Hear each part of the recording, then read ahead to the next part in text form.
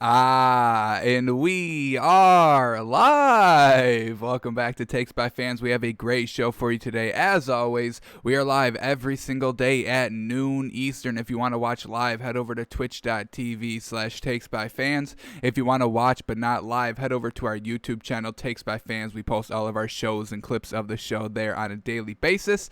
And if you just want to listen, we are on podcasting apps, Spotify, iHeartRadio, Google Podcasts, Apple Podcasts. Folks, however you want to watch or listen, we've got you covered multiple ways. Alrighty, today is a big ol' Wednesday.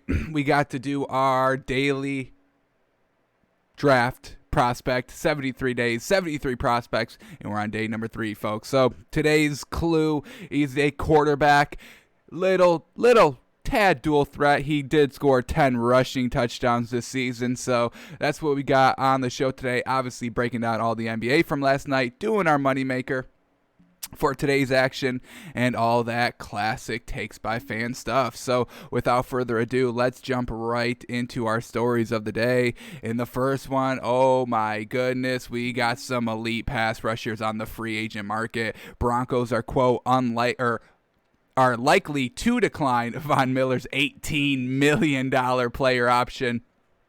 That would make him an unrestricted free agent. So now we got Von Miller and J.J. Watt both on the market. Who do you go for? Which one's better? We see J.J. Watt, little inconsistent.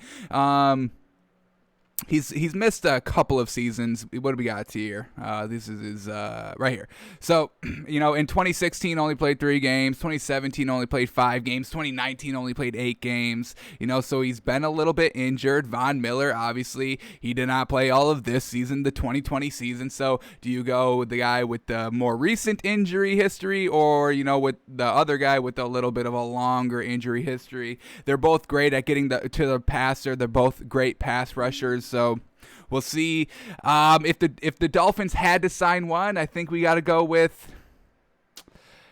Ooh, it's so tough. It is tough. I think we probably go Von Miller. I think maybe Von Miller has a slight edge over J.J. Watt, slightly. But both elite pass rushers will make every team can benefit from having Von Miller or J.J. Watt on their squad. So we'll see which one goes first. We'll see where they go. But yeah, we got 2 elite pass rushers on the free agent market, folks. Alrighty, another quote about the Super Bowl, and I love it, man. I love it. And we know something wasn't right about this Chiefs team. Offensively, they could not do anything, and that was the first time we saw them get shut down. And now we're kind of seeing that maybe they were a little bit cocky, not switching it up. They're like, well, hang on, we played actually really good at Week 12, against the Bucs. So let's just kind of keep it the same. So we get Devin White here. Quote, we knew that they was going to be a cocky team. They played right into our hands. I mean, this was the quote on Devin White on Chiefs not switching up their protections in the Super Bowl. Quote, we'll say it again. We knew they were going to be a cocky team. They played right into our hands. And I mean, we saw that right from the get-go. The Chiefs could do nothing offensively. And now we have to go back. I mean, they had 2 weeks to prepare. How did Andy Reid and Eric Bieniemy not change up the offensive protections to protect Patrick Mahomes? Like, what were they doing for those 2 weeks? Were they actually being cocky? I mean, they were having the underdog narrative throughout the entire season. You can't be the underdogs when you're coming off of a Super Bowl and then you only lost 1 game in the regular season. That's not how it works. I get that's how you kind of maybe want to energize your team, but at the end of the day, everybody's going to see right through it. They see that you don't actually believe the words that you're spitting. Oh, we're the underdogs. Oh, they want us to lose. Oh, they expect us to lose. No, nobody expected y'all to lose like y'all did. So, yeah, this Chiefs team, what happened in those 2 weeks? We know, obviously, the car accident with Andy Reid's son, that had to play into a huge factor. Not being in the right mindset, trying to just keep doing what worked in the past in Week 12. And even though, I don't understand why the Chiefs wouldn't have switched up their protections based on that Week 12 meeting. They were great in the first quarter. Then they slowly started to go downhill for the rest of the game. It's not like they were consistently great in beating the Bucs in that Week 12 matchup through the first, second, third, and fourth quarter. They were starting to get locked up a little bit as the game progressed, and they never changed it when it came time for the Super Bowl. So Truly unfortunate there by the Patriots, but once again, got to shout out this Bucs defense, the players, the coaching staff, Todd Bowles especially. They went to work. They went to work for those 2 weeks watching the film. What can we do? How do we beat it? And they knocked it out of the park. They knocked their film study out of the freaking park, folks. They knew how to beat the Chiefs. They went in there with the game plan, and it actually 1,000% worked. It worked out to perfection. So very well done to the Bucs defense. Alrighty, yes sir, plays number 50 through 26 of the top 100 plays of the 2020 season. We've been counting it down. We've already seen the first 100 through 50, or 100 through 51. Now we got 50 through 26 here. Just kind of recap what we're still looking for. Looking for Derrick Henry's walk-off touchdown against the Ravens. We're looking for the Miami Miracle this season. Those two plays have not been shown yet. And we hope to not see Mitch Trubisky anymore. We saw him at number 60. That was enough. So far, Dak Prescott has more plays than Mitch Trubisky, and I would like to keep it that way. So here we go. Let's roll the tape here. 50 through 26 of the NFL plays of the season. Here we go. Andy Dalton with the Cowboys. Ooh, all right. A decent ball here. Better grab by CeeDee Lamb to go and target the ball. Very well done at number 50 for the score. Number 49, Josh Allen going all the way down to Stephon Diggs against the Cardinals for the touchdown with 34 seconds left. Unfortunately, that wasn't the best play of that game because we'll have the Hail Murray. Forgot about that play. Where is that going to rank? That's got to be top 10 easily. So we'll see where that ranks. Let's continue on here. Number 48. Cowboys running back. Who is that? Pollard going the distance for the touchdown. Pretty great run there. Number 47, Jacksonville. Quarterback Gardner Minshew going in for the score. Yes, sir. Is that even Gardner Minshew? I don't even think that's Gardner Minshew. I don't even know who the Jags quarterback is. I'm already focused on Trevor Lawrence. Everything else, it doesn't matter. Matt Ryan hooking up with this is the Bucs. What are we saying here? Tom Brady hooking up with Antonio Brown for the nice score there. Number 45. A fumble. Oh, yes. Chase Young getting into the action, picking up the fumble. Can he go all the way? Yes, sir. The scoop and score for the Rookie of the Year, Defensive Rookie of the Year, Chase Young. Loved it to see that at 45. Number 44, Carson Wentz. Yes, sir. Nice little touchdown there. About a 20-yard pass, end zone. Perfect. Alrighty. Ooh, and speaking of J.J. Watt, he's making this list at number 43. Let's rewind this one more time. He just, somebody just fumbled the ball. What happened here? What happened here? Oh, he just goes up and tips it. Very well done. Matt Stafford tries to lob the ball over to the running back. J.J. Watt says, no, gets his hands up, picks it off, scores the ball as well. That's 43, 42. Big Ben going deep for the touchdown. Yes, sir. About 30 yards. Number 41 here, Alvin Kamara in the shotgun. And then the ball finds its way to Jameis Winston, and he goes all the way down for the touchdown. Yes, sir. Easy trick play there. Number 40, Taylor Heineke in the red zone. Feeling the pressure. Going to get sacked? No. Finds his way out of the pocket. Scrambles all the way to the left, and he's going to dive for the end zone, and he scores. Very well done. And that's why Taylor Heineke should be the quarterback for the Washington Redskins next season. Washington football team, excuse us, for the heart, the diving into the end zone. Absolutely magnificent. Number 39, Baker Mayfield. Nice little wheel route. And if the ball was thrown a little bit better, that would have went for the score, but that shouldn't have even been 39. That was a little lackluster. All right, 38, Leonard Fournette going the distance. This is going to be, holy moly, this is going to be what, 95 yards? Let's see officially. Let's see. Oh, my goodness, 98 yards officially. Big old run to the house. Nobody can catch him. Nobody can bring him down, and he just runs the distance, folks. Woof. And that was Ronald Jones, not Leonard Fournette. Calling everybody wrong today. Oh, well. Oh, well. Number 37, Big Ben's ball gets tipped up in the air, and it's picked off by the Browns. Alrighty. 36 now. Tom Brady again going deep to Scotty Miller in the NFC Championship game right before halftime for the score. That was a great play. Number 35, Drew Lock. Buys time. makes the defender chase him, leaves the receiver wide open, and they get the score because of it.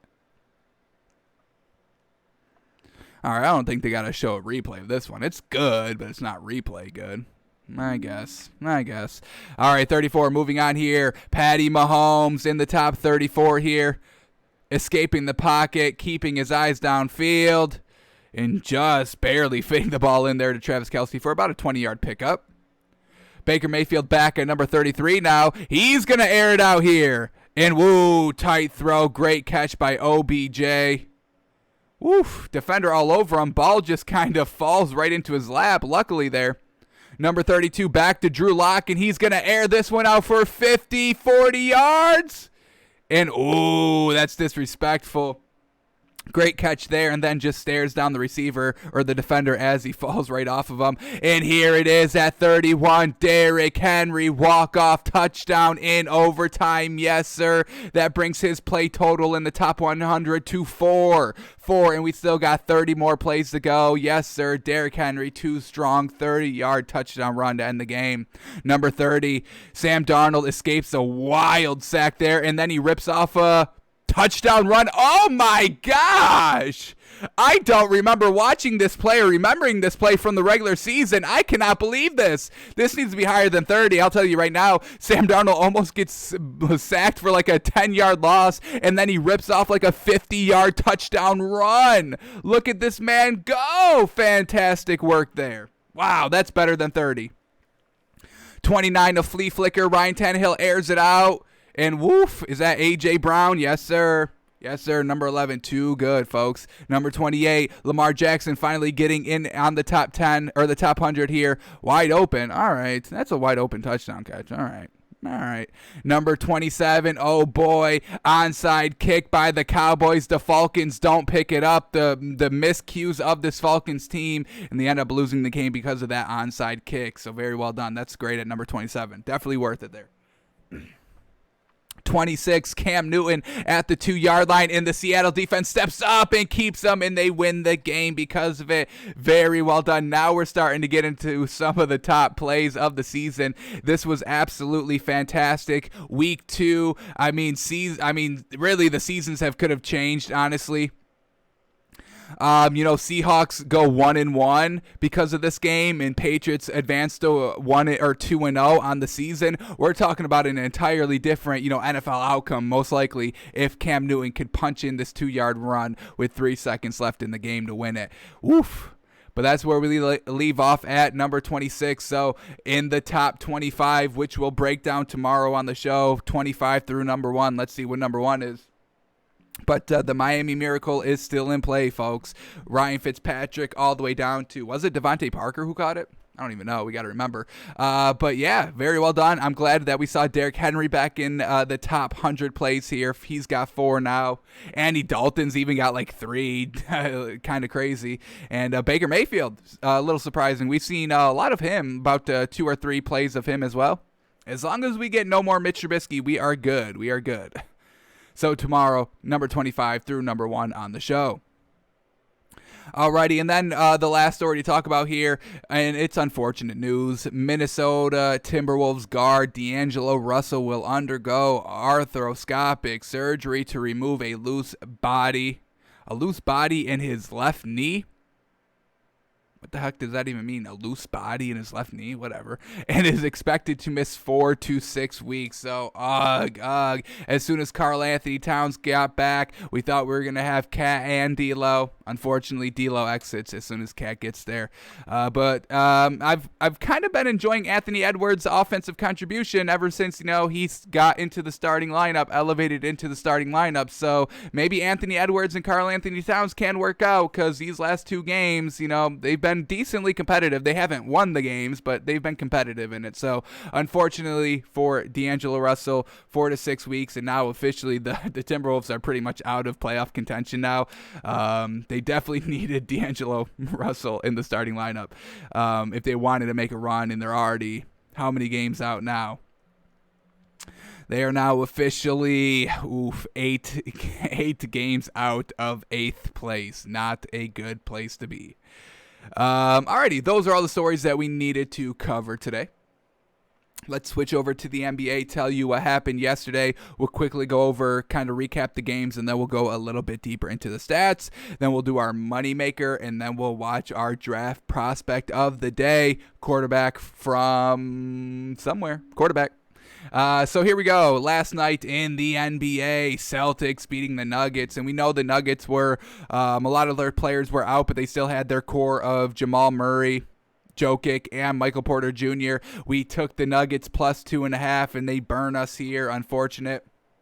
In our moneymaker last night. So, unfortunate. I mean, Jokic and Jamal Murray did what they're supposed to do, but Michael Porter Jr., when we look at his stats, folks, he put up 0 points. What is that? What is that? Come on. You have to start stepping it up. He wanted to be in the starting lineup so bad, and now this was your perfect chance. You're now the number 3 here. You got elevated because everybody else was out, and you don't even step up. You go 0 of 8 from the field, 0 points. So, and you see the Nuggets, they lose by, what do we got here?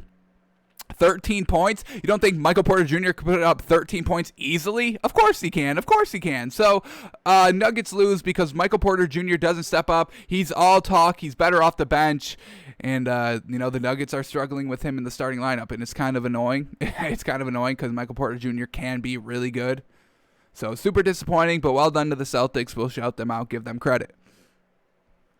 Alrighty, Pelicans and the Grizzlies, and we took the Grizzlies in this one, so we kind of we got hit off the rip like this. Nuggets plus 2.5 doesn't fall. Grizzlies minus half a point. They get absolutely blown out by like 30 points. Absolutely crazy, but very well done to the Pelicans. Everything was rocking. Everything was rolling. And the Grizzlies, they still had a decent game, still put up 113 points, but they gave up 144 points. So, unfortunate for the Grizzlies. Valanciunas couldn't keep it up down low by himself, and just let the Pelicans go absolutely hog wild. We'll see who put up all the points. Alrighty, Raptors and the Bucks, and folks, here we go. We're taking the Bucks out of the top 10 right now. I'm over it. They're on a 4-game losing streak, losing against the Raptors, and once it just comes down to the defense now. Now the defense is a liability for the Bucks. I mean, first it was the 3-point shooting, then they kind of got that figured out. Then it was Giannis's free throws attempts, and now he kind of got that figured out. Then it was nobody can be clutch, and Giannis can't be clutch, and he still isn't, so they still have that problem to worry about. And now the defensive end, I mean, they're scoring. They put up, I think, 14 threes. That's pretty good. Giannis had 34 points, 10 rebounds. I mean, once again, very good. But they still lose against this Raptors team. There's no reason why the Bucks at home should be losing against the Raptors. There's no reason. They're on a 4-game losing streak. We're super over this Bucks team. They're super inflated. It's just Giannis. That's all they have. Everybody else is just either like average or just lackluster in like the most important games. So we got to take them out. I am super over them. Luckily, we only had them at 6, so, not too much damage done here in the power rankings, but we are taking the Bucks out. Will they be able to get in by Friday? Most likely not. We update the power rankings on Friday, but I'm just over the Bucks at the moment, so we're going to slide everybody up, and we're going to put a new number 10 team in here. Just 1 second as we get this all squared away. Everybody moving up, so Nets go from 7 to 6. Nuggets go from 8 to 7. Blazers go from 9 to 8. And the Heat go from 10 to 9, but the Heat will most likely be off this list by Friday if they don't show us anything in these next, what do we got, 2 days? What is today, Wednesday? They got 2 days to show us something. So, and I think they do play tonight. So they may be able to save their spot, but it's not looking so good for them. We'll update the list on Friday. But the new number 10 team, it's going to be the Knicks, folks. Yes, sir. First top 10 of the season for this New York Knicks team. They're on a 3-game, even better, 3-game winning streak. Number 6 in the East so far, 14-15. Derrick Rose is making it work off the bench. I mean, Julius Randle and RJ Barrett are getting it done consistently in the starting lineup. So the Knicks have really been impressing us a lot. Their bench is so freaking deep. Emmanuel Quickley, Taj Gibson, Derrick Rose, and I'm missing one other guy, Obi Toppin. They've got the squad, folks. So Knicks at number 10, super impressive. Cannot wait to see what they do kind of in the back half of the season. Looking forward of watching this Knicks team potentially even get in the top 4. Like, let's see where they can go here. I mean, currently number 6, and I mean, they could be number 4. They're a game out of number 4, folks, truly. So 4 games out from the number 1 seed, 1 game out for the number 4 seed. So Very well done to them. And if the playoffs ended right now, they would have to face the Bucks, and I think the Knicks would win in probably 5 or 6 against the Bucks, honestly. So over the Bucks, they lose to the Raptors last night. They're out of the top 10 now. Over the Bucks. Alrighty, Lakers beating the Timberwolves. Very well done. LeBron James carrying the load without Anthony Davis. And no Anthony Davis, no problem thus far for the Lakers and LeBron James. They get the win 112-104 over the Timberwolves. Blazers getting, another win here over the Thunder, 115-104. Damian Lillard clutch again. We'll watch it again, folks. So impressed by Damian Lillard this season. Super glad that we made this man an all-star. Hopefully he is an actual all-star. I'm sure he will be. I mean, he's one of the best guards in the West, hands down. So very well done to the Blazers getting the win over the Thunder. And this was one of our moneymaker games that hit. Blazers minus 5.5. They win by 9. Or 11. Very well done.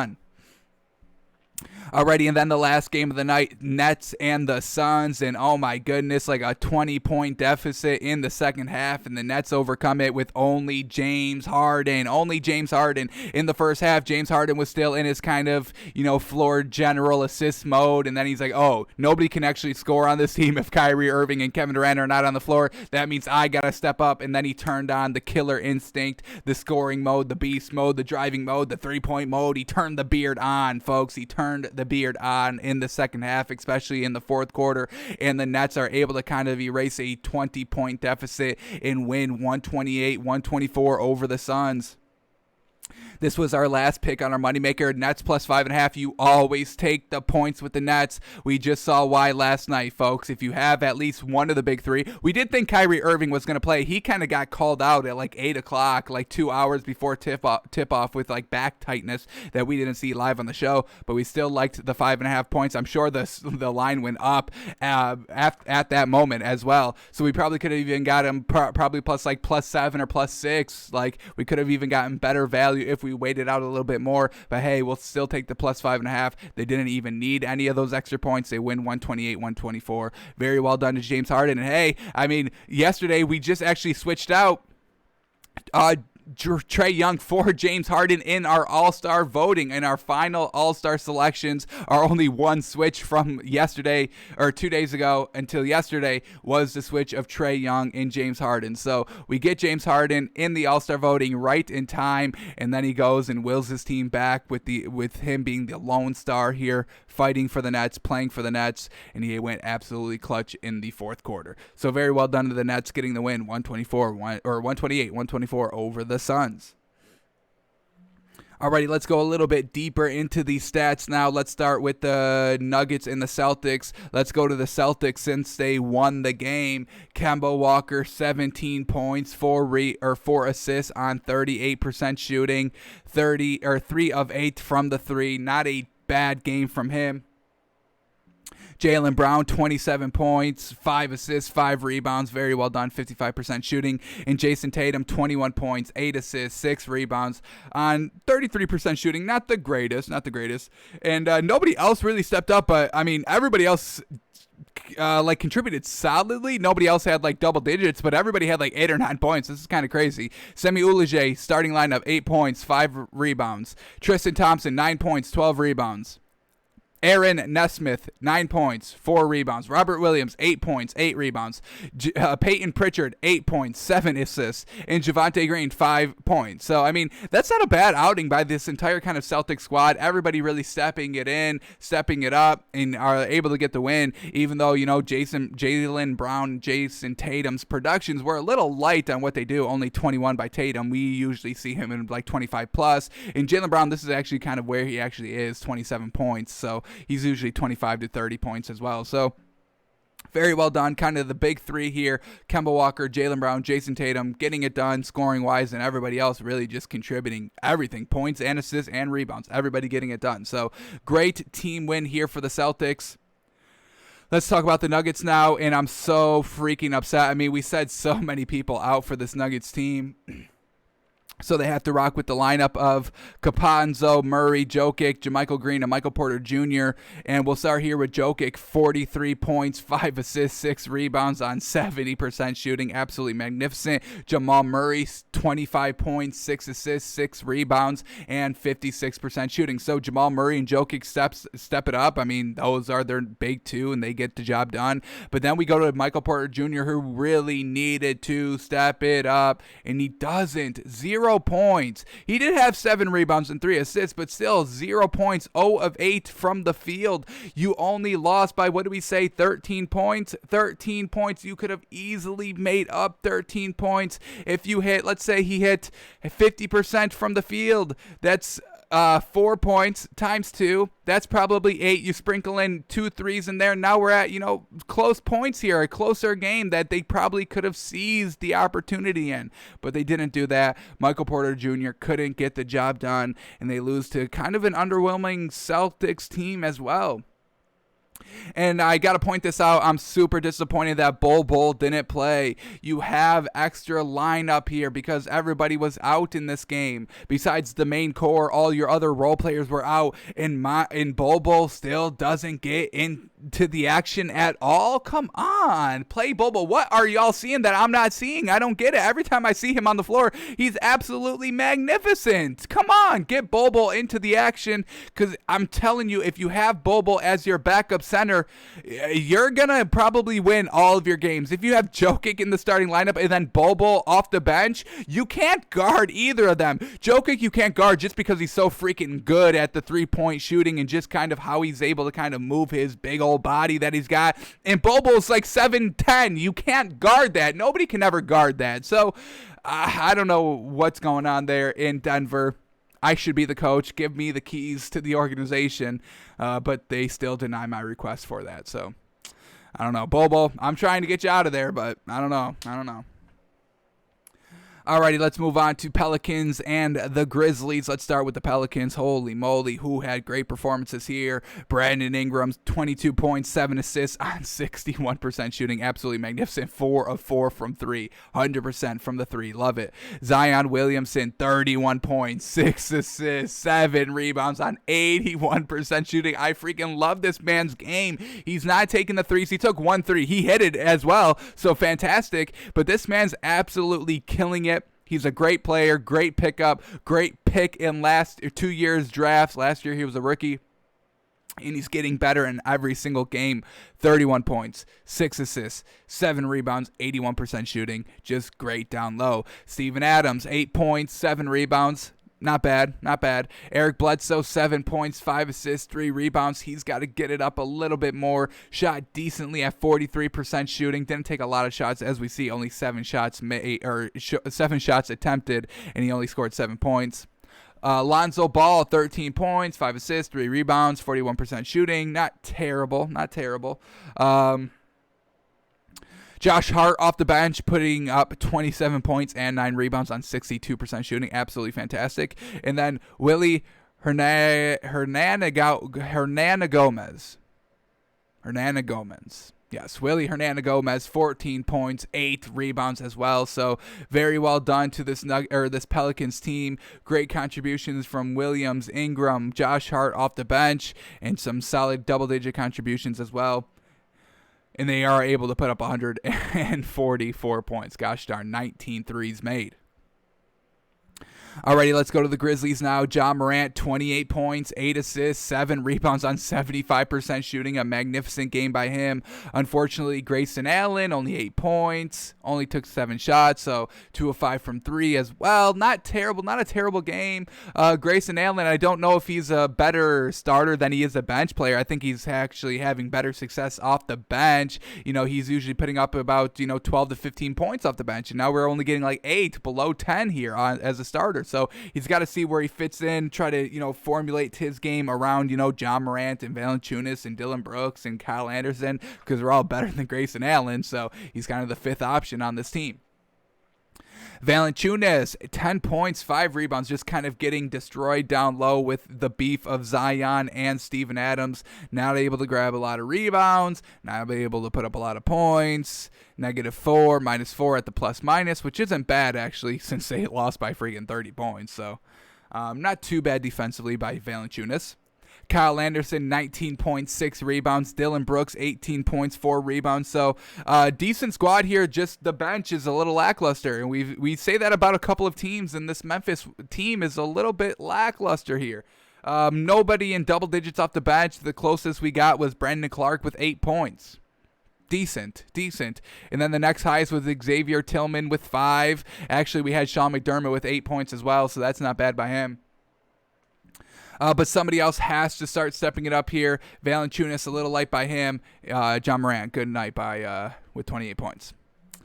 Alrighty, that's Pelicans and the Grizzlies. Let's move on to Bucks and Raptors, and we got to start with the Bucks. We got to start dissecting it. What did not go wrong? Well, we see it right off the rip. Chris Middleton, only 11 points and 7 rebounds. He's got to be the number 2 scorer here. Giannis Antetokounmpo, 34 points, 10 rebounds, 8 assists. The three-point shooting was decent to a 4 for Giannis, not bad. The free throws were pretty good, 10 of 14. So once again, Giannis had a very great night. It's just now their defense is absolutely trash now. I don't get it. As soon as they fix one problem, the threes, the free throws, the clutchness, now the defense is starting to kind of look bad. So unfortunate loss here by the Bucks. 4 straight losses by them. Brook Lopez, only 9 points, 5 rebounds. Dante DiVincenzo, 12 points, and he shot 1 of 8 from 3. Gosh darn, man, can you be consistent? And then Brian Forbes, 11 points and no assists at the starting guard position. All right. Thank God they had Pat Connaughton off the bench because he put up 20, and then Bobby Portis put up 16 off the bench as well with 6 rebounds. So they got some decent weapons. They just don't know how to use them all collectively together. Nobody ever syncs up, and everybody's having good games. It's like one person has good games, everybody else is mediocre. 2 people had good games, and then everybody else is really like subpar mediocre, and they don't win games. They didn't win games last year in the bubble. We floated them. We were selling our stock in the Bucks last season. We're selling our stock again this season with the Bucks. They cannot win games consistently, even though they kind of had everything kind of tightened up. The three-point shooting was decent, 37% as a team, 14 made. The Pelicans only made 17. That's only 3 extra three-pointers. That does not equivalent to, that does kind of equivalent to, the 11-point loss here. But still, it's just something. The defense has to get a little bit better by this Bucks team now. It's always something with this Bucks team. I mean, look at these starters. They only lost by 11. And these starters, Chris Middleton, -19. Giannis, -9. Brook Lopez, -17. Brian Forbes, -11. And Dante DiVincenzo, -6. I mean, everybody in the starting lineup not playing defense. Not great.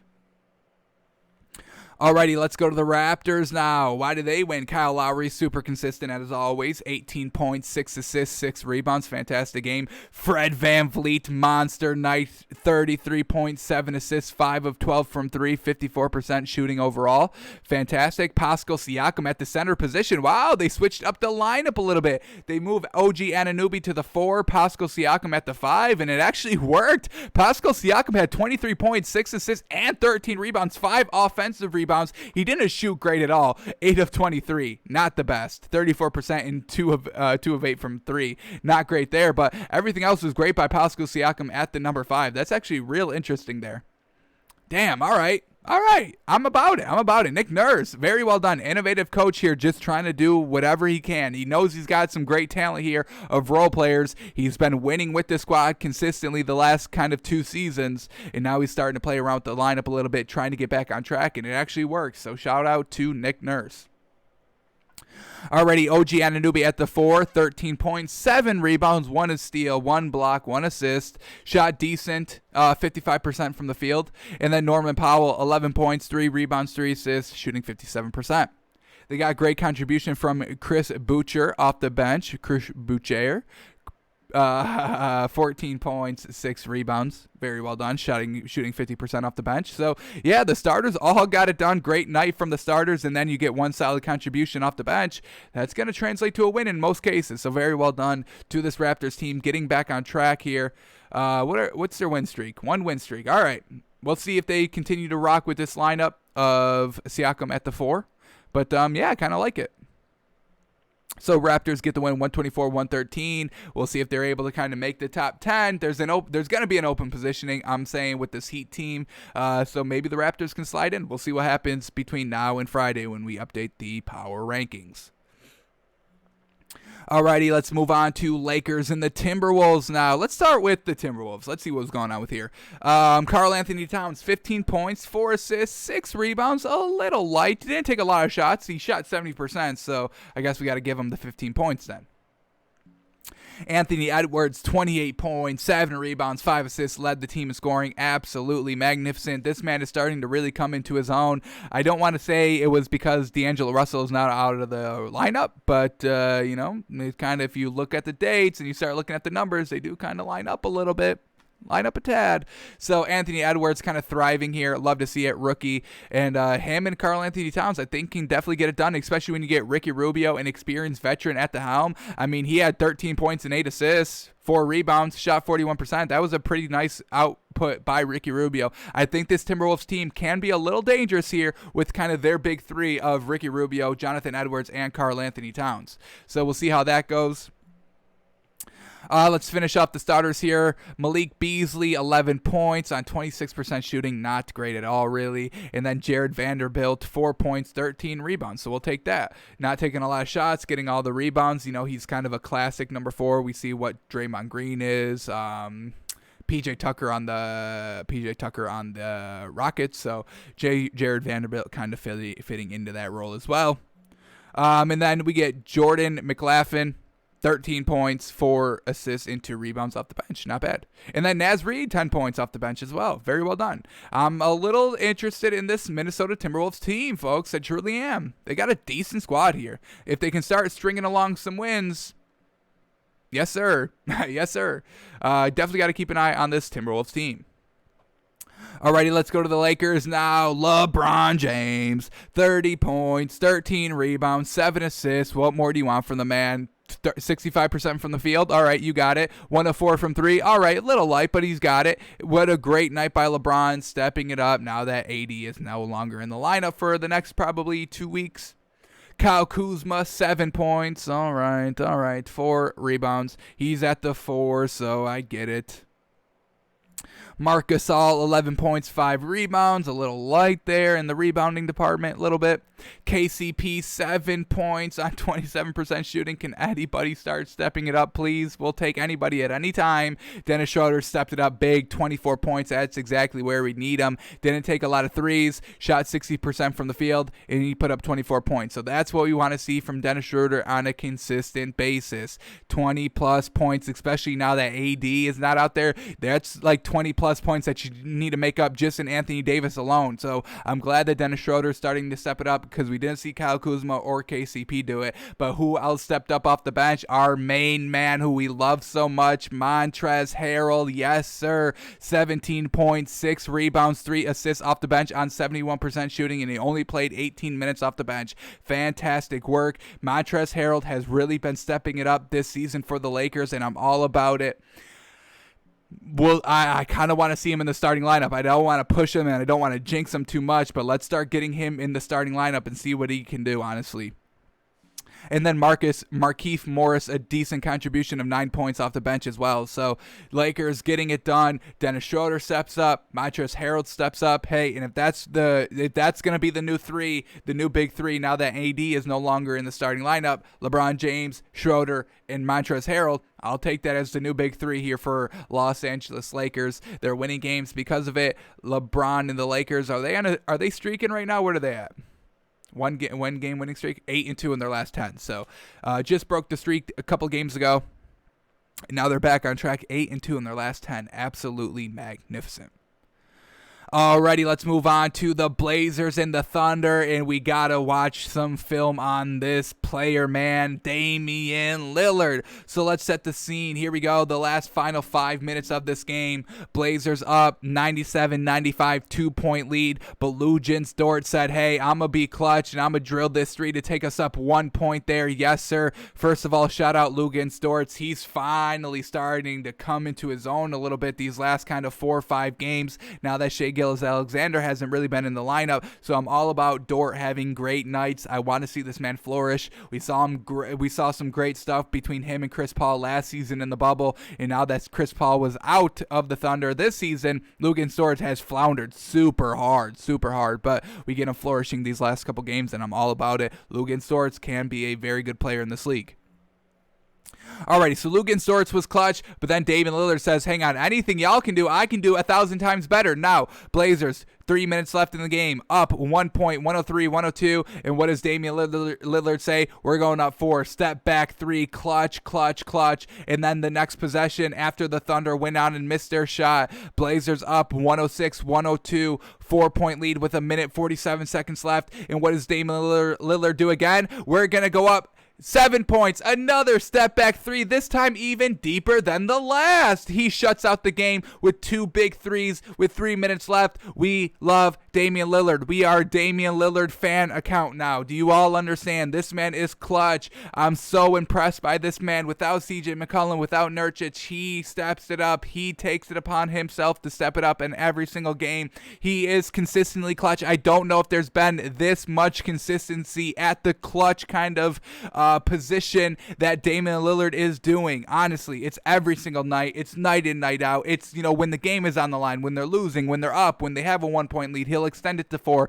then he'll extend it to 7. Hey, we're down 1. I'm going to extend our lead to 2, actually. Oh, we're down 2 points with a second left. I'm going to hit this cash 3 and just hold on. We're going home with the W.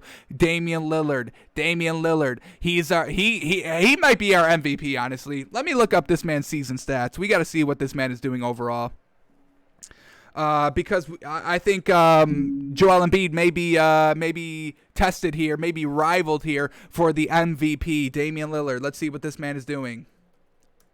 I want to see. I don't rely heavily on stats. I like to kind of see what the film is saying as well and take the stats into consideration. But Damian Lillard this year, 29 points a game, 4 rebounds, 7 assists. All of his totals from his career average are all up. Fantastic work. Damian Lillard can rival Embiid for the MVP if he keeps up this level of play, because what he is doing without CJ McCollum and Nurkic in the starting lineup, and I know this Blazers team is still a little deep, but having 2 of your starters out, we see teams that are kind of deep as well, not able to kind of overcome that. The Nuggets couldn't even overcome that. And 3 of those players, I'm forgetting, it was like Paul Millsap and Will Barton and all of them not playing for the Nuggets that game. And they lose because, their bench can't keep it up. Jokic played great. Murray played great, but they didn't play kind of at an elevated level that Damian Lillard is playing with, having 2 of his main kind of scorers, starters out, Nurkic, McCollum, and Damian Lillard is still out here leading the charge, getting wins. I mean, folks, they're freaking number 4 in the East so far. 17 wins, 10 losses on a 5-game winning streak. I didn't imagine, as soon as CJ McCollum went down, I didn't think that they were going to be as good as they are right now, and they are. Super impressed. Number 4 in the West. What an accomplishment, honestly. We give so much credit to Damian Lillard, so much so I can't even put into words. I just have to talk about him every day, folks. He's clutch, consistent, great leader. This is a leader. He's a leader. Damn, he's a leader. He's everything, folks. I love it. I love everything about Damian Lillard. So let's start talking about him even more. What did he do last night? We saw the clutchness, but let's see what he did in totality. 31 points, 10 assists, 2 steals, 7 rebounds on 48% shooting, 5 of 14 from 3. Not terrible, honestly. Not terrible. I'll take it. I'll let Damian Lillard take 14 threes. I don't care. I trust him more than anybody else from 3. Obviously not Steph Curry, but y'all know what I mean. This man is consistently clutch, and I'm all about it. Yes, sir. Alrighty, Gary Trent Jr., nice contribution here. 19 points, 3 of 8 from 3, not bad. 4 assists to go along with that. Ennis mother-loving Cantor. Yes, sir. Thriving here, flourishing here, stepping up in the absence of Jusuf Nurkic. The Celtics tossed him away, didn't even use him last season. Disrespect. That's truly disrespectful. You thought Daniel Theis was better than Enes Kanter, and you kept Daniel Theis over Enes Kanter, and you only played Daniel Theis over Enes Kanter all season in the bubble. Well, Enes Kanter remembered that, and it's his time to shine right now this season, and he's doing just that. The man had 8 points and 21 rebounds, folks.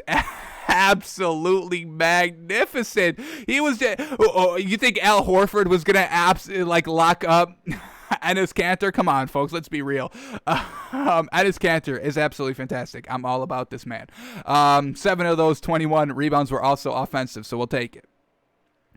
Alrighty, Robert Covington, 6 points, 9 rebounds, 5 assists, not bad by him. And Derrick Jones Jr., here we go. This is what we're talking about. 13 points, double-digit points, 7 rebounds, not bad by this man. 1 assist, no block, or 1 block, no steals, but just kind of some, not even solid defense. He was a -1. Not a night by Derrick Jones Jr., but he had 13 points. So a little bit inching better of what we kind of want to see on a daily basis, by a game-to-game basis by Derrick Jones Jr. He's getting there, folks. He's getting there. What is he? Is he 3 years in? What do we got here? 4 years in. All right. He's got to start stepping it up a little bit more. Alrighty, so great night here. And then look at this contribution off the bench. Carmelo still getting it done. 10 points, 3 assists, 4 rebounds. Nasir Little, 13 points. And then Anthony Simmons, man, 15 points, 5 of 8 from 3. Absolutely magnificent. I think he had all of his threes. I think he actually had all of his points in the first quarter, honestly. I think he went 5 of 5 from 3 in the first quarter. And then he absolutely crapped the bed for the rest of the game. But hey, he's still got 15 points, whether you front load him or back load him. Points are points. And the the Blazers will take them. Alrighty, now let's talk about the Thunder. Still no Shai Gilgeous-Alexander, so Luguentz-Dort is now at the 2, and this seems to be the position where he thrives at the most. He has not had this great of kind of production at the number 3 or the number 4, where he's been kind of all season long. So Luguentz-Dort's 23 points led the squad in scoring. Love seeing that. 6 rebounds as well. Shot 44%, not bad. 3 of 9 from 3. Decent there. Theo Maledon, 7 points, 3 assists. Meh. Al Horford, 12 points, 5 rebounds. We saw, him getting out-rebounded by Enes Kanter all night. Darius Bazley, 14 points, 6 assists, 6 rebounds. Great night by him. And then Kenrich Williams, only 3 points, 8 rebounds, though. Didn't take a lot of shots. They actually got a solid contribution from their bench as well. Hamidou Diallo, very well done, 17 points. Isaiah Roby, 11 points and 10 rebounds. And then Mike Muscala, 11 points and 5 rebounds. So very well done by the bench, but kind of lackluster performances by their starters of Theo Maledon and Kenrich Williams, not really getting it done too well. So Blazers continue on to win, and I'm all about them, folks. Alrighty, Nets and the Suns, and let's just kind of show you how this one ended. Well, it's James Harden by his lonesome. No Kyrie, no Kevin Durant. They struggled in the first half. They were about down 20 at halftime, and James Harden flips the switch. He turns on his attack mode, and he gets the job done. So here we go.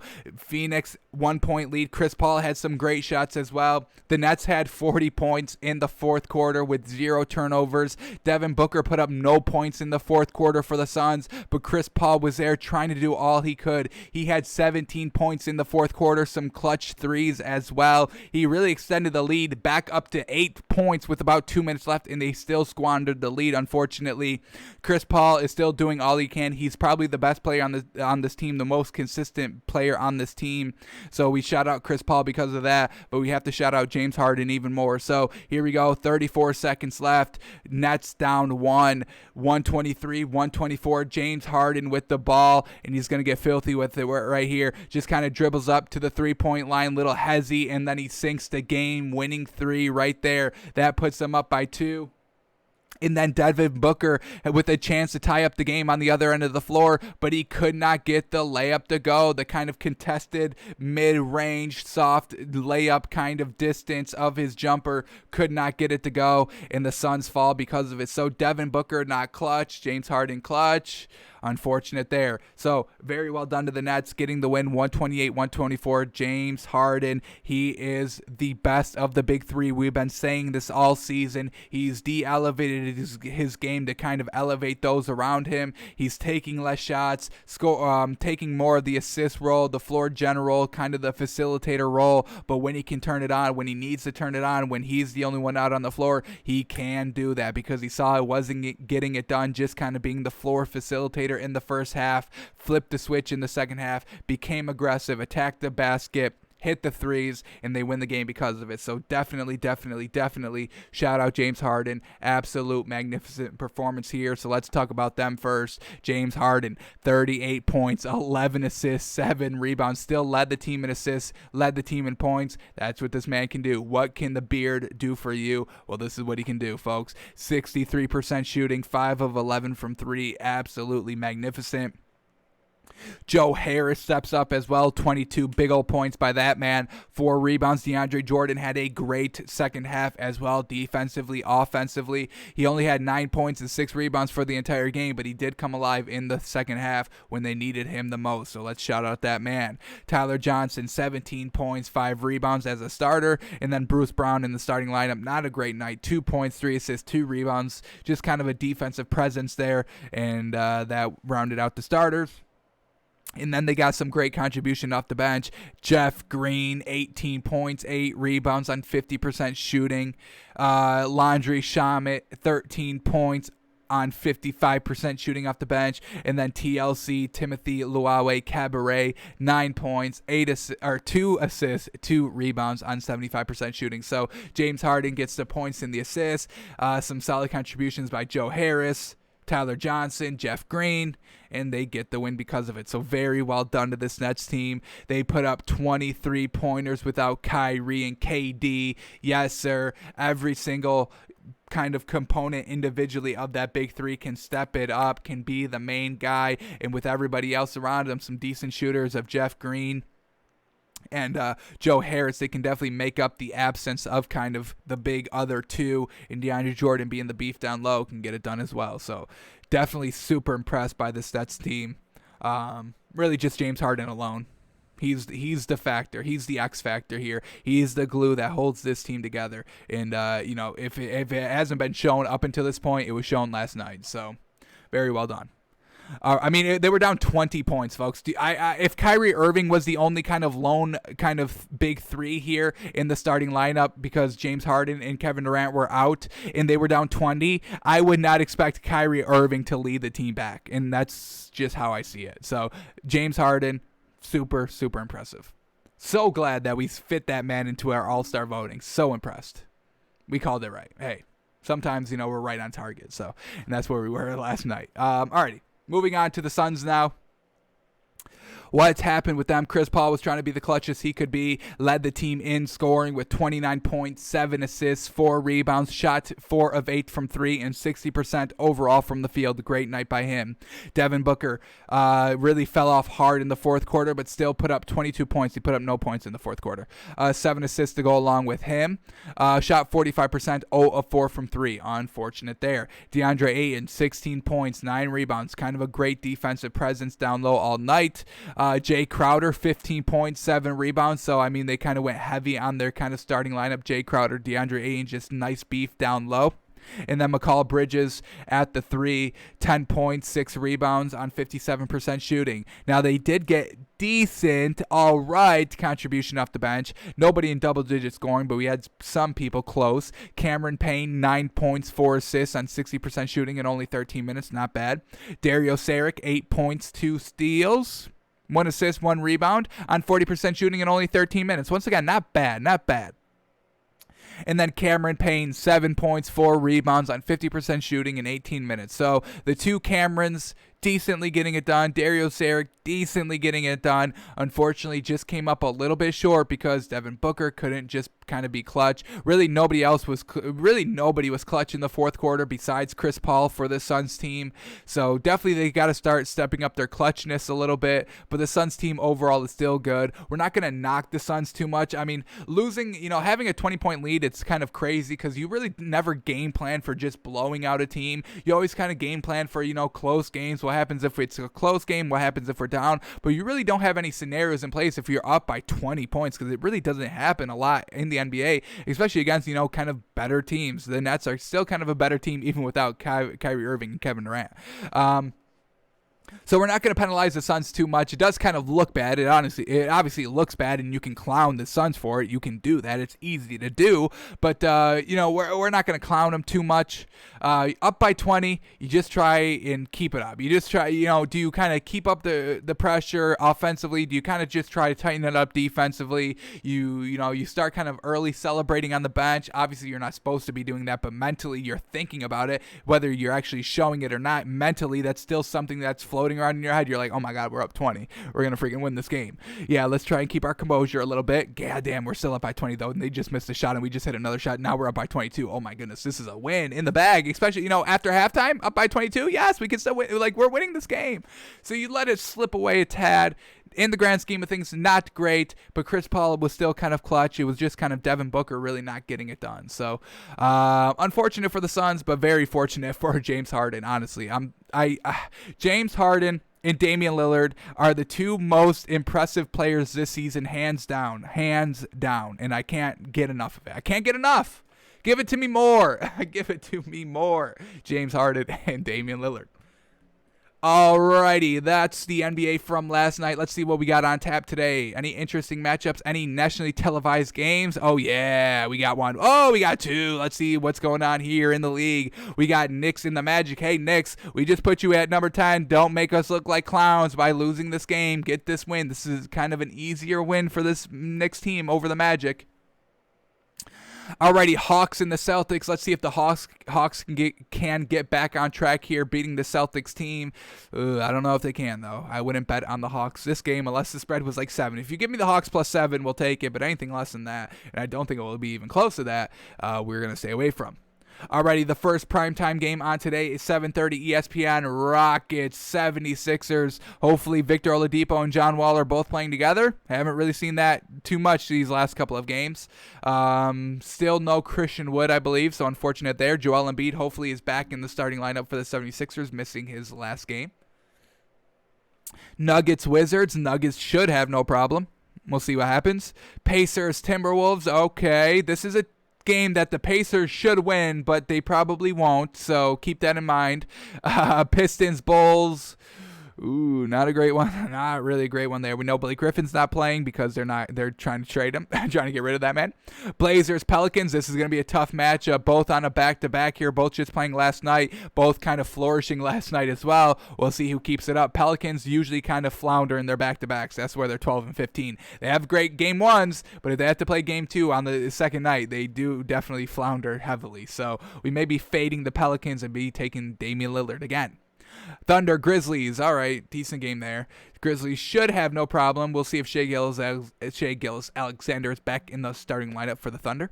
And then the second half of the doubleheader of the primetime games is Heat and the Warriors, and this is a game that the Heat need to win to get back on track. If they want any chance of trying to get back in the top 10 come Friday, they need to beat this Warriors team, and they need to beat them a little convincingly, but they haven't just been great altogether this game. So we'll see if Goran Dragic is still out. I'm sure he is, but we'll get confirmation on that. Alrighty, Clippers, Jazz. This is going to be a great one. Kawhi Leonard and Paul George should be playing in this game. This is a game against the elite, the Jazz, number 1 seed in the West. Get it done, Clippers. I'm surprised this one's not on TV. I'm surprised that they've played Heat Warriors.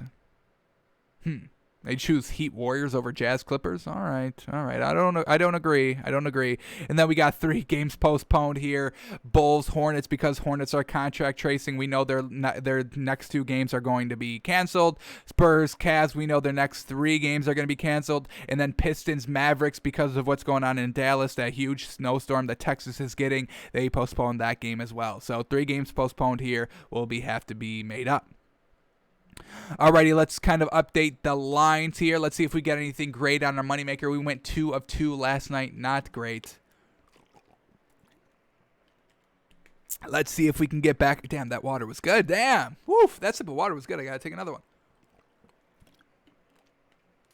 Damn. Woof. That's a good beverage right there. That's a good beverage. All right. So good, you'll come back for more. That should be their slogan. Aquafina, so good, you'll come back for more. Yo, Pepsi, get me on the the marketing department. All right, here we go. Here we go. The lines for today's games. Knicks, Magic. Magic +4. Knicks -4 is kind of calling me. I kind of want to ride this Knicks train. You know, they're on a 4-game winning streak. Let's swallow the points here. They should have no problem against this Magic team. The Magic aren't deep. The Knicks have decent kind of bigs to handle Valanciunas a little bit. So we'll see what happens there. Did I just say the wrong person? Valanciunas? The Magic, Vucevic, yes. Valanciunas from the Grizzlies and Vucevic for the Magic. So the Knicks have decent bigs to lock up Vucevic down low. We know Vucevic is their only kind of good option. So Knicks -4. We're going to still continue with the Knicks here. Ride their streak. -4. We'll swallow the points. Rockets, 76ers. Wow. Whoa. The spread, Rockets +10.5. Rockets +10.5. Definitely interesting. We know this. Let's see what's going on with the Rockets. Eric Gordon, game time decision. Victor Oladipo, game time decision. So that's what we're saying. PJ Tucker, game time decision as well. That's just kind of too much uncertainty for us to take the Rockets here. Joel Embiid is also a game time decision. That's kind of the biggest factor here. If Joel Embiid is playing, the Rockets will get crushed. I mean, they cannot stop him without Christian Wood. DeMarcus Cousins cannot do it alone. Now, if Ben Simmons does not play, Rockets +10.5 seems good, but I'm assuming Joel Embiid will play, and Victor Oladipo being a game time decision, that just means he's not going to play, folks. I wouldn't expect Victor Oladipo to play. I don't know what's going on with this Rockets team of, Victor Oladipo and John Wall both not playing on the same nights. I'm getting real sick of it. We were big on this Rockets team when they started to win with both those two in the starting lineup. Then Christian Wood went down and everything went awry. So we're going to have to stay away from this one. Too much to swallow. Too uncertain for the Rockets to take the points as well. So gotta stay away from that game. Alrighty, Hawks and the Celtics. Hawks +2, Celtics -2. Gonna stay away from this one as well. I want to root for this Hawks team, but they're on a 4-game losing streak. Hasn't really shown us anything great in the last really kind of 2 weeks. They've really kind of been off a little bit. So gonna stay away from them and not ready to buy this Celtics team just quite yet, especially on a back-to-back. Let's see how they do and use this game as kind of, great evidence for our next bets to come down the line. If you can't win them today, let's hopefully get some information to help us win them down the line, right? So we'll stay away from Hawks, Celtics. Nuggets, Wizards. Nuggets -3.5, Wizards +3.5. Interesting as well. Let's see what's going on with this Nuggets team. Everybody Gucci to go. Is Will Barton playing? Paul Millsap, still game time decision. Will Barton, still game time decision. Gary Harris, still game time decision. Monte Morris, game time decision. PJ Dozier, game time decision. Unfortunate. So I guess we are going to have to stay away from the Nuggets team because we just chose the Nuggets last night and it bit us in the butt because Michael Porter Jr. could not step up. So if we can't trust Michael Porter Jr. and we still know kind of the other kind of role players are going to be out, we got to stay away from the Nuggets, unfortunately. Now, I would assume that some of those role players will be playing. I would probably expect Will Barton to play. I would probably expect Paul Millsap to play as well. We'll see what happens because of this -3.5 spread. But we are going to stay away from it because the Nuggets, Michael Porter Jr., really kind of disappointed us last night, truly. Alrighty, Pacers and the Timberwolves. Timberwolves getting +5, and I think we're going to take it. Not impressed by this Pacers team.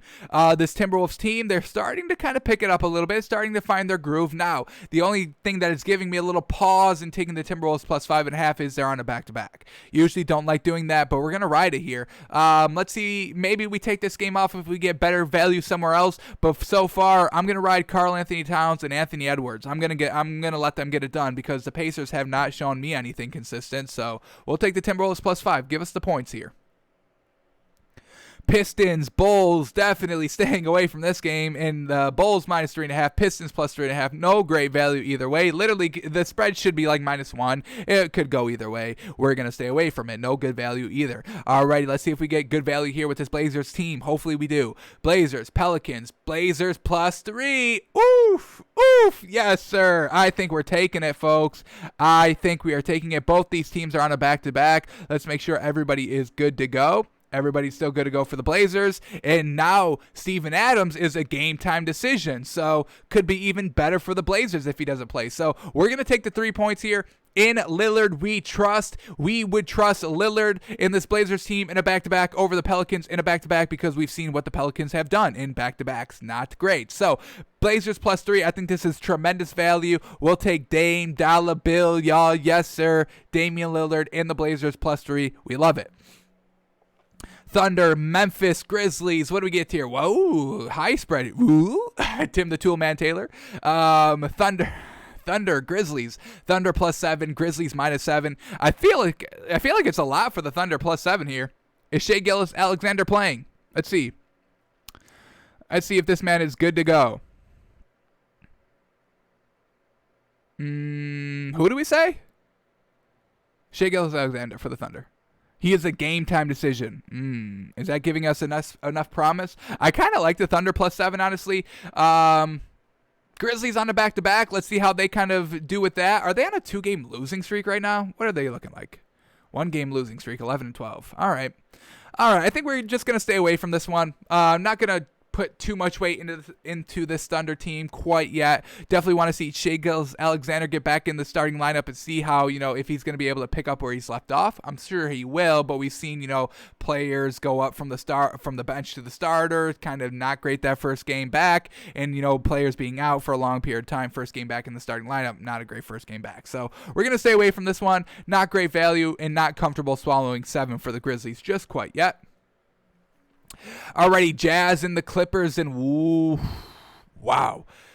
A lot of points here. Jazz minus 4, Clippers plus 4. Let's make sure Paul George and Kawhi Leonard are going to both play, because if they do both play, I think we got to take the points here and live with it. These are two great teams. Clippers at home. Mike Conley is still a game-time decision. He's been out for the last couple of games. And the Clippers, Paul George is out. Are we serious? He's still out? What is going on? Kawhi Leonard is a game-time decision, so we definitely are going to be staying away from this game. No Paul George. Can we finally get Kawhi Leonard and Paul George playing together? It's like Victor Oladipo and John Wall. Get them playing together, please. Instantly. Now. So we stay away from Jazz, Clippers, and then the last game of the night, Heat, Warriors. Heat plus 1.5, Warriors minus 1.5. I think I like the Warriors a little bit here, folks. Let's see what we get. Anything good here? What's out? Who's out? Goran Dragic is still out. Avery Bradley still out. For the Warriors, whoa, Klay Thompson's out. Whoa, interesting. All right. We're going to stay away from this one as well. I think we got decent value here in the 3 picks that we've got. Heat, Warriors literally could go either way. If the Heat 3-point shooting is on, they can be competitive in this game. But we'll stay away from it. All right. So our 3-teamer here. Hopefully we can get back on track here. Knicks minus 4. Love it. Timberwolves plus 5.5. Like it. And Blazers plus 3. Love it. So that's what we got here today for our moneymaker.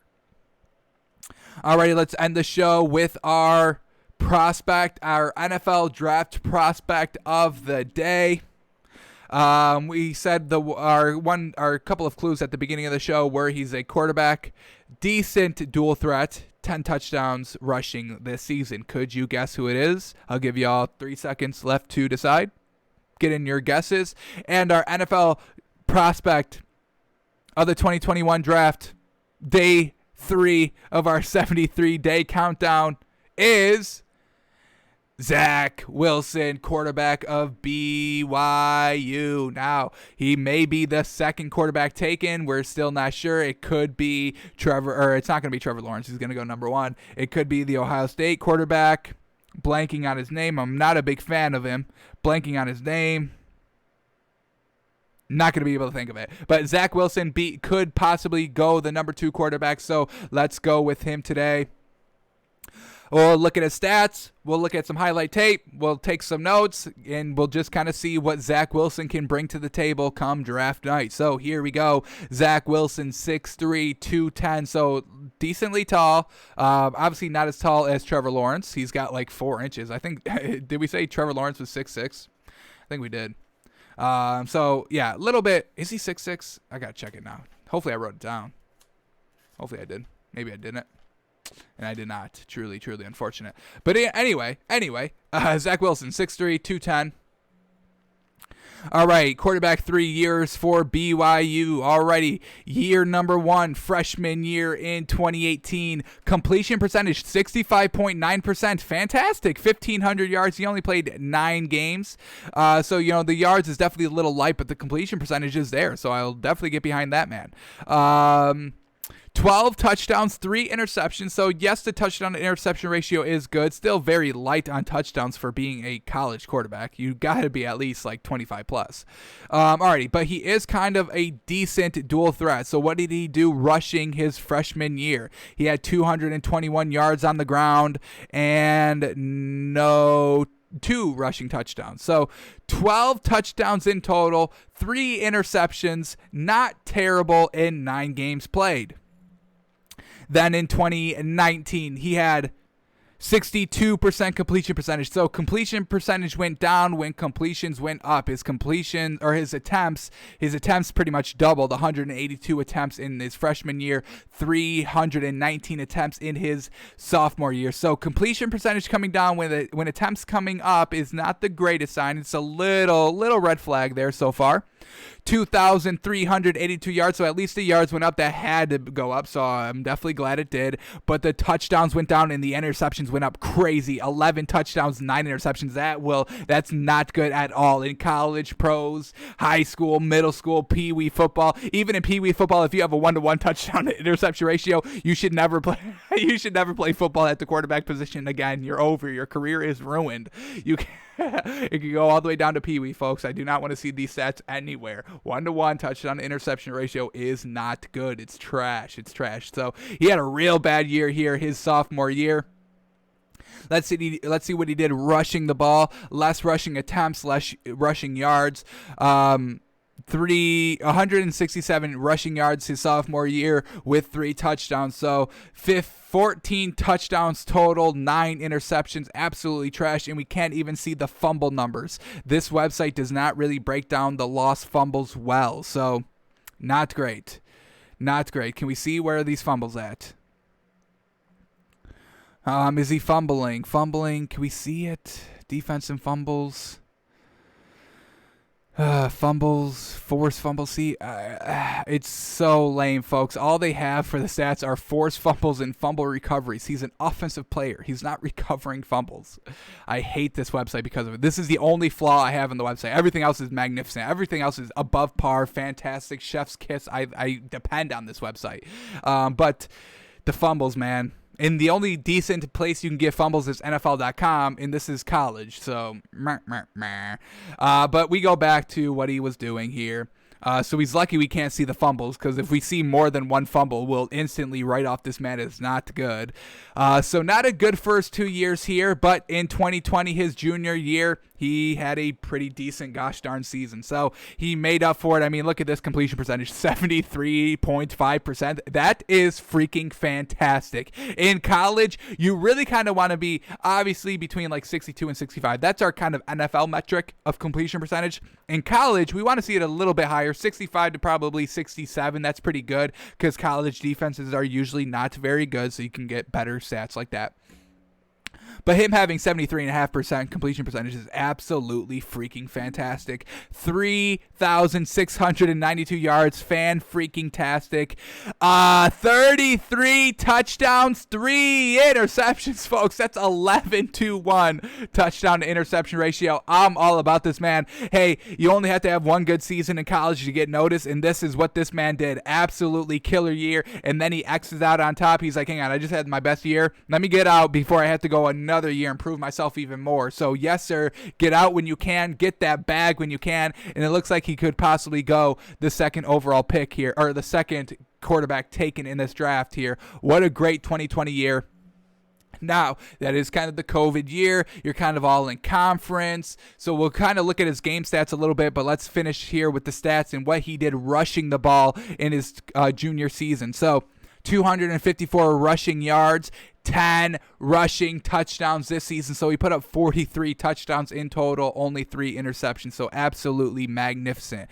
But let's go back to 2018, 2019. Let's see what the games were like for him. Let's see the losses. I want to see what he did in the losses, and then we'll see what he did this year in some wins. But let's see what happened in these losses in his first season. Back to 2018.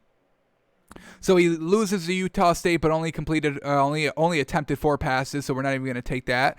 So now he's starting to get into kind of the starting role here. Loss against Northern Illinois, 60% completion percentage, no touchdown, 1 pick. That will do it. Boise State, another loss here, 66% completion percentage, no touchdown, no pick. So the completion percentage is still decent, but not scoring the ball is never good. And then his last loss of the season coming against Utah, 69% completion percentage, 2 touchdowns, 1 pick. Unfortunate there. But we do take heavy stake into the bowl games. And oh my gosh! Yes, sir! This is what I want to see in his freshman year bowl game against Western Michigan. 100% completion percentage, 18 of 18. I'll give it up for the man. Yes, sir! 317 yards passing, 4 touchdowns, no picks. Yes, sir. Yes, sir. That's you can't get any better than that. Let's look at this game a little bit deeper. Who was his comp? Who is he going against? He was going against Caleb Ellaby, who had 55% completion percentage, 175 yards, no touchdowns, 1 pick. So definitely beat his comp. We knew that by seeing the 100% completion percentage. We would say that we don't even need to see the second guy, but very well done. Yes, sir. Zach Wilson killing it in his first bowl game. That's what I love to see. Stepping up to the occasion, having all that time to prepare, and getting it done. Very well done. Let's see if he had any big names on his 2018 roster offensively. Any NFL names we see here? No. So it's not like he even had great weapons that he was going to. Fantastic. All right. We're buying into Zach Wilson a little bit more now. I love it. Let's see what he did in 2019. Hopefully he kept it up. So once again in 2019, we'll look at his losses in his bowl game. So here we go. Loss against Utah. Isn't that who he faced in the bowl game in 2018? So they get a rematch? Let me double check that. His bowl game in 2018 was against Western Michigan. Never mind. All right, let's go back to 2019. All right, back to 2019. First game against Utah, lost it. What do you have? 63% completion percentage, no touchdowns, 2 interceptions. That will do it. So, in some of these losses, he doesn't score and he turns the ball over a lot. Not great. Alrighty, next loss coming against Washington, 61% completion percentage, 1 touchdown, 1 pick, 277 yards.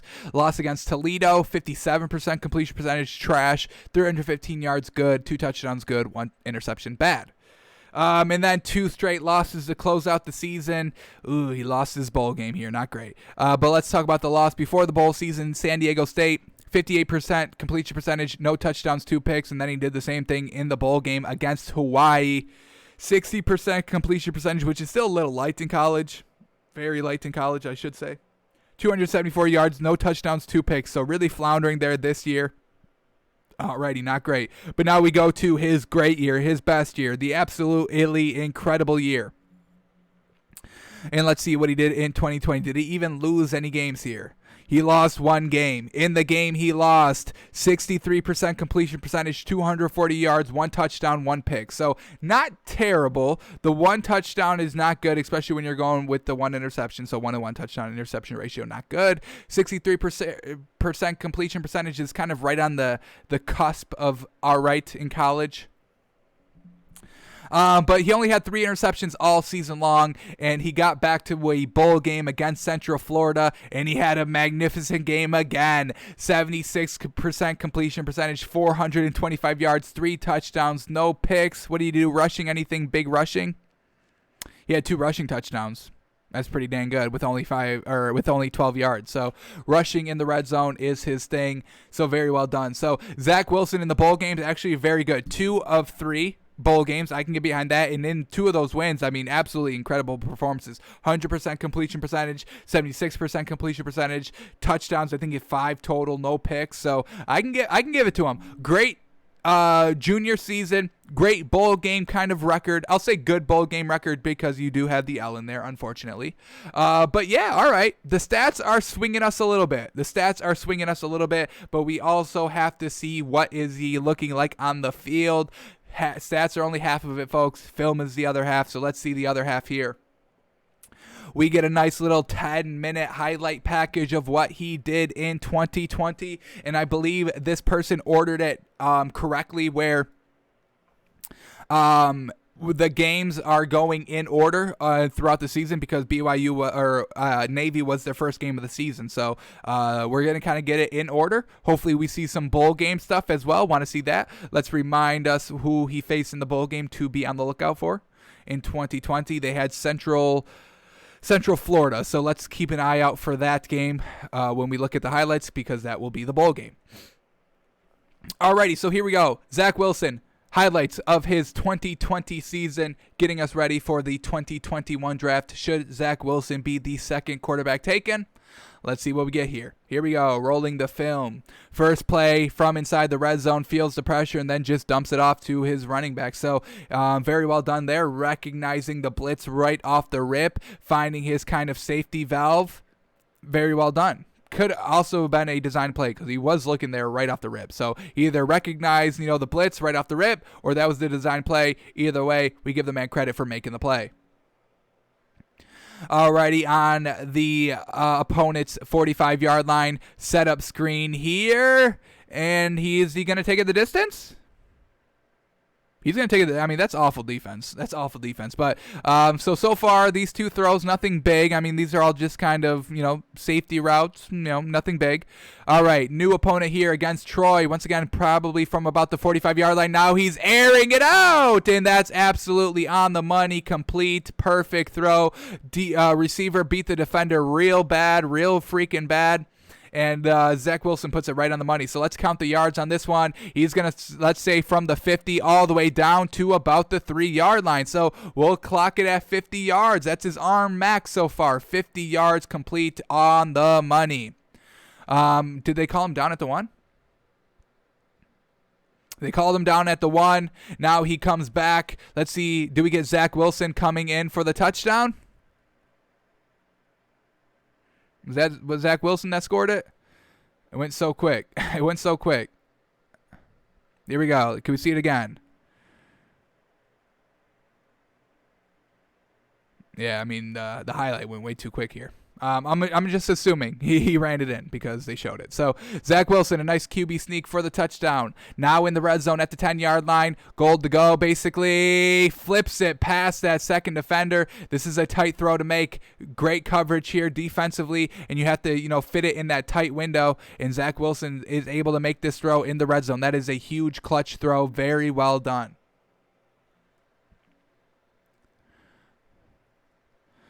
Alrighty, same game against Troy here.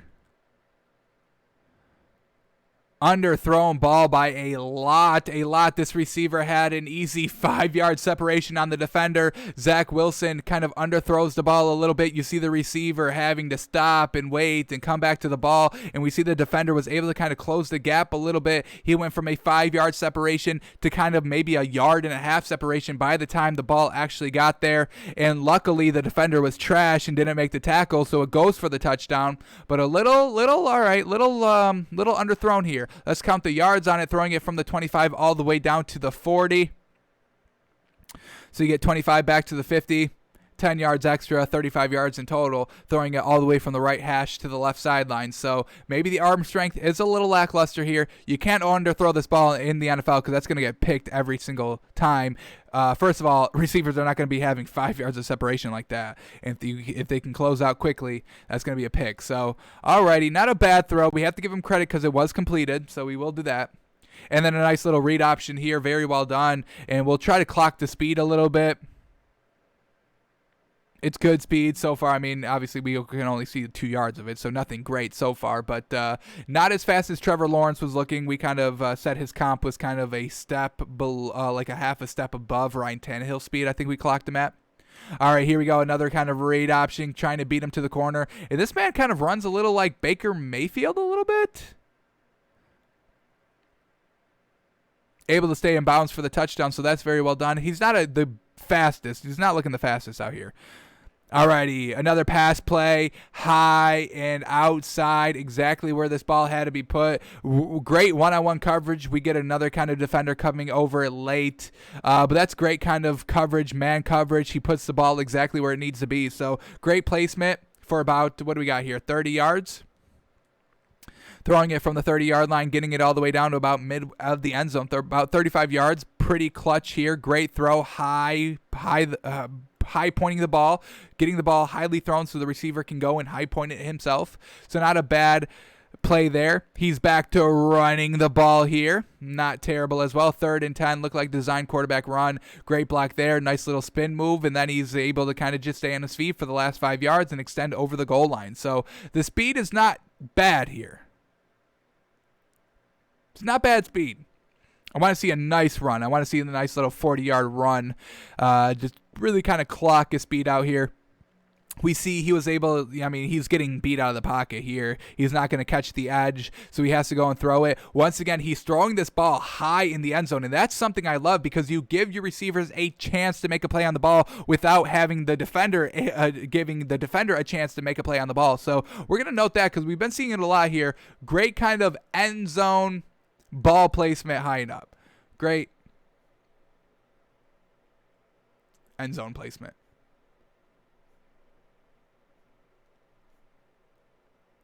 Alrighty. Let's keep the film rolling here. And once again, I mean, he's not doing this against the best teams in college because of the COVID season, everything was kind of real centralized, real localized, not really going out of your conference. So that's unfortunate that we don't get him against a real great defense. We'll still keep it up here. But now he's facing UTSA. I don't even know who the heck that is. Utah, San Antonio? They got a team? I don't know. So Zach Wilson's going to run it in here again. Let's see this one. Oh, no, he dumps it off. So another little dump off there. Nothing great.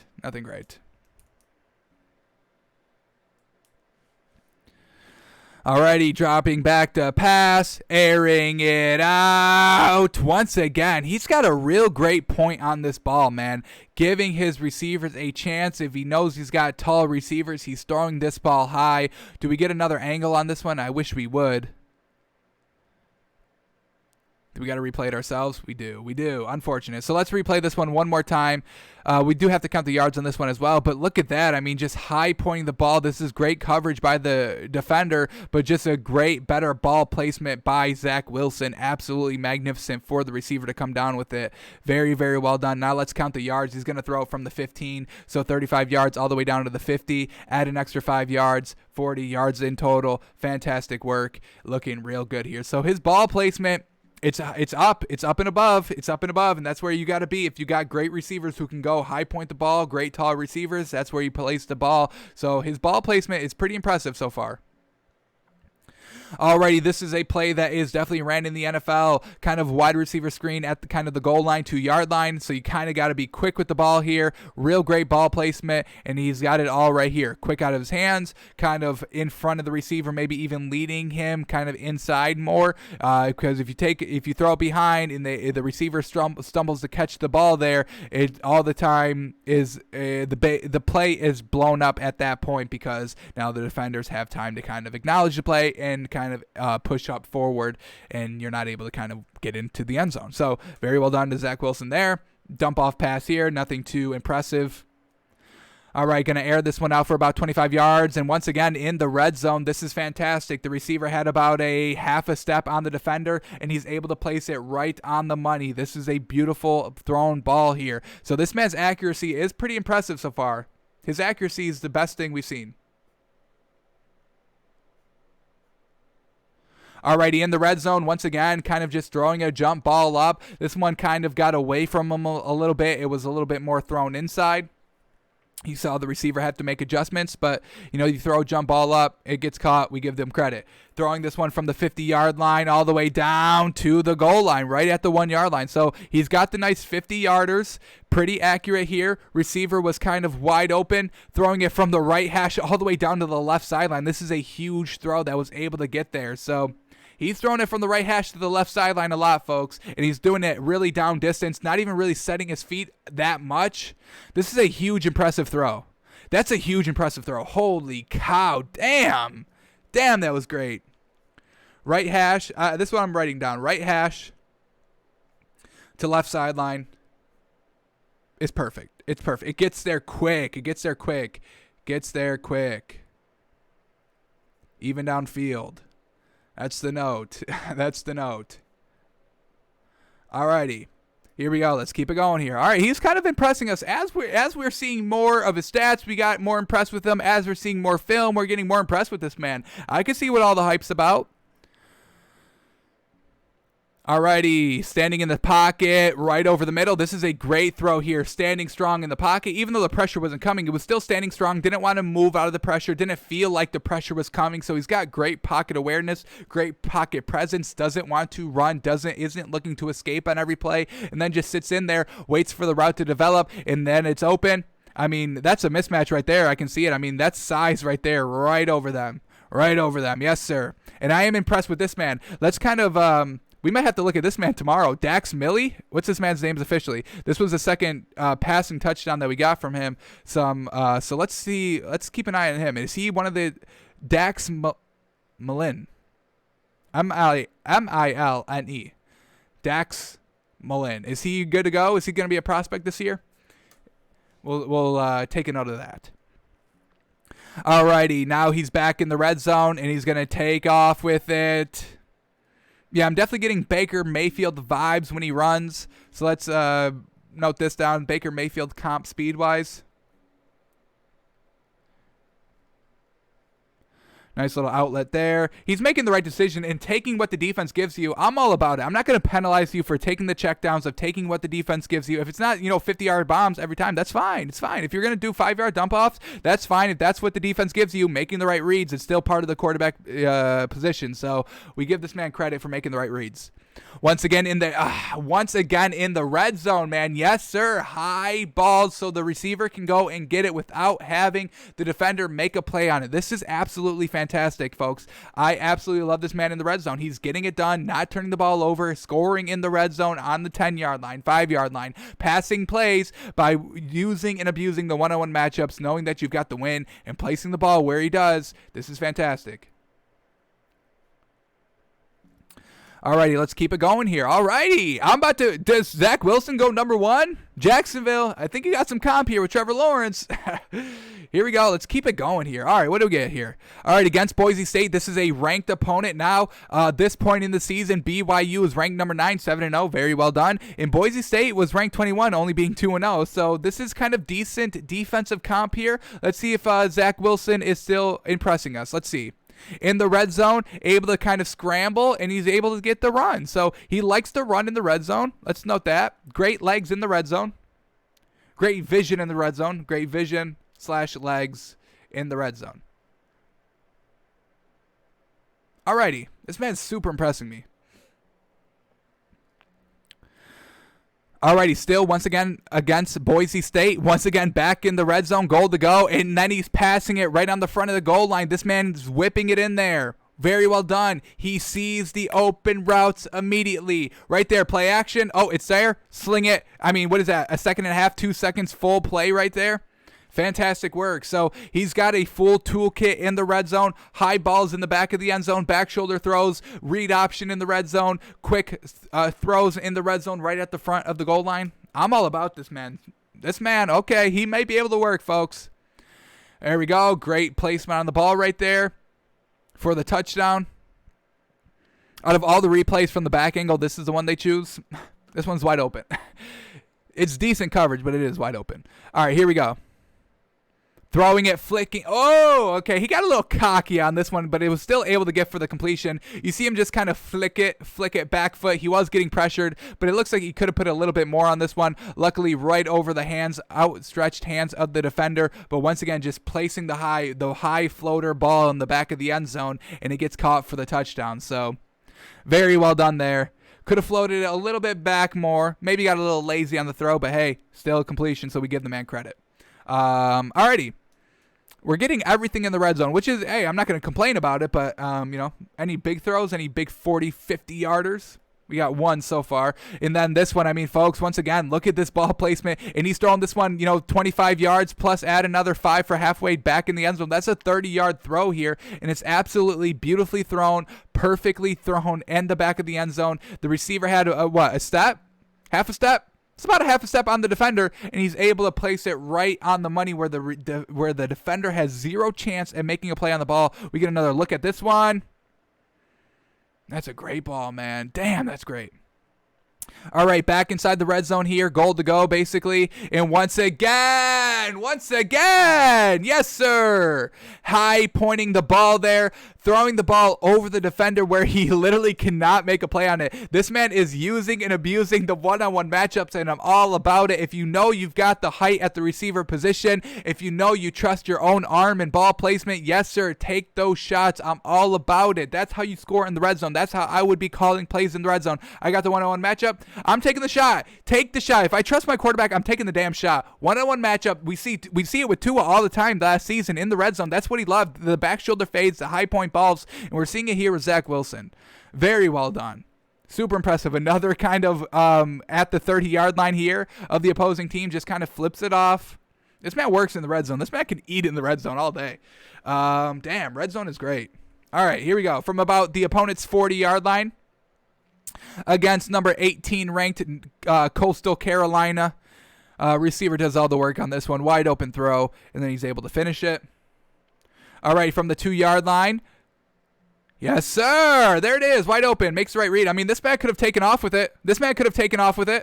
But he makes the right decision passing the ball. So he's not looking to run. He's not a true dual threat quarterback. His legs are just kind of something that he can use. It's in his toolkit. I mean, we looked at his yards. I mean, he didn't even rush for more than like 270 yards in any season of his 3 seasons here. Another great lead ball thrown here. Just getting it behind every line of defense right before it goes out of bounds, and it's fantastic. This man is truly winning me over, folks. I have not watched a lot of Zach Wilson this season, and he's impressing me. This is truly great. Designed quarterback run, beating him to the end zone, and that's a nice 20-yard run, baby. Yes, sir. Get it in. Damn. All right. This is against UCF. Pretty decent comp here. Alrighty, trick play here. Ball finds his way back to Zach Wilson, and he absolutely delivers a bullet wide open for the touchdown. Woof. Man, Zach Wilson, I think we got somebody here, folks. Once again, another designed run in kind of, from the 10-yard line in, and this is where this man thrives. He thrives in the red zone. Did we write that down already? Doesn't matter. We're writing it again. Thrives in red zone. Alrighty, Zach Wilson, another wide open pass there.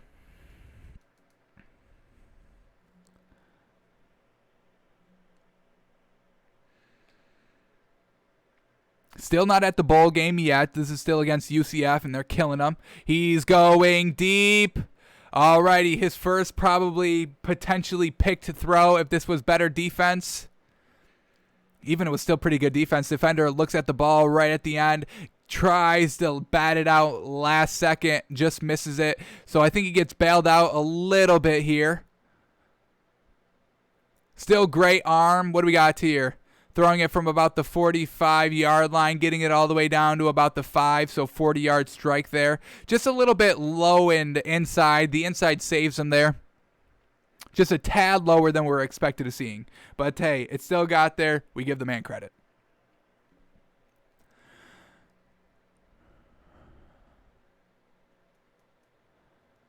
And once again, we get another angle.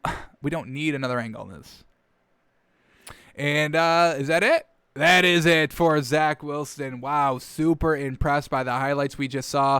Absolutely a monster in the red zone. Can really exploit any defense. Hey, if you're going to blitz me, I'm going to get it out quick. If you're going to kind of rush the edge, if you're going to crash the edge, I'm going to keep the ball and run outside you. I'm going to keep run all the way to the left. I'm going to give the one-on-one matchup to the wide receiver. So great looking things by Zach Wilson. A great great last season, third season in sophomore season here, and he's going to cash out in the draft. So Zach Wilson, very, very well done. Super impressive. 50 yards is looking to be his max throwing. We haven't really seen anything more than that, so that's a little unfortunate there. But everything else was great. Not turning the ball over, great completion percentage, getting it done in the red zone. What more do you want from this man? Looking real freaking good. So, hey, I think he's a decent quarterback. If you're looking for a quarterback in this draft, I think Zach Wilson is definitely a viable option. Alrighty, that's going to do it for us today. We're back tomorrow with a new prospect, and tomorrow is Thursday, so we have to do another NBA player spotlight. Who will it be? You got to tune in tomorrow. So, great show tomorrow coming up. Basketball breakdown. See if we hit on our cash or on our moneymaker. NBA player spotlight. NFL draft prospect highlight spotlight, and then we're out of there. So back tomorrow, noon Eastern. Thanks for tuning in. Thanks for watching. We're back.